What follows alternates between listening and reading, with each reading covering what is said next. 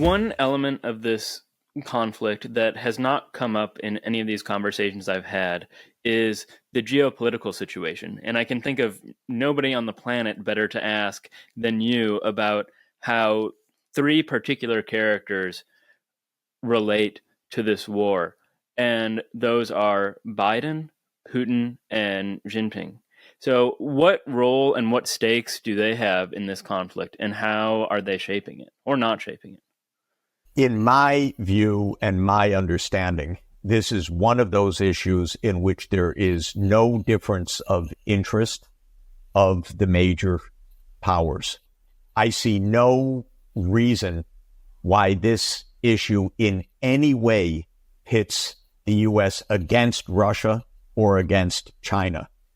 Neither Russia nor China is anti-Israel or rejectionist in the sense of wanting to destroy Israel or end Israel. What both Russia and China have said repeatedly, actually for decades, is they want peace in the Middle East, and they're supporters of the two-state solution.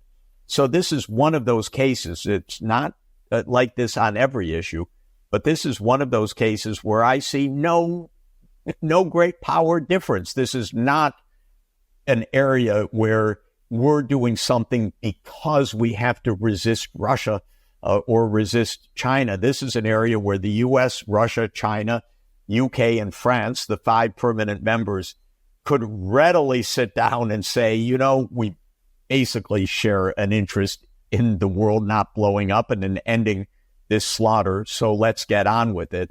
And that's what I would like to see. So I can agree with you that, of course, nobody wants to see the world get blown up because of this. But this gut reaction probably just emerges from my ignorance about the geopolitical situation. But I would assume that because control and influence in the Middle East is so important geopolitically, that if the United States has backed Israel because that gives them an important foothold in the Middle East, China and Russia would de facto wish to back the Arab side to combat American influence there. But is that not the case? It's not really the case so much because there are hundreds of thousands of Russians in Israel, for instance, Russian Jews, that maintain an active relationship with Russia. Russia actually has very normal, good relations with Israel. Same with China. It's actually not choosing sides. And I think this idea, by the way, that that Israel is a beachhead for the United States in the Middle East, or on our side in the Middle East, is so wrong-headed. We should have good relations with the Arab world.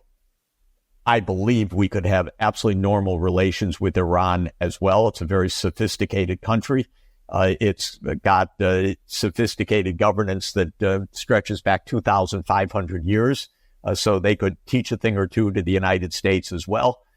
So I don't find the idea that, Israel is ours to have make any sense, but still less the fact that we should defend Israel as it commits genocide. I don't see even an iota of the geopolitical reasoning that could justify that. All that's happening right now, aside from the slaughter itself, is that the United States has become almost completely isolated diplomatically.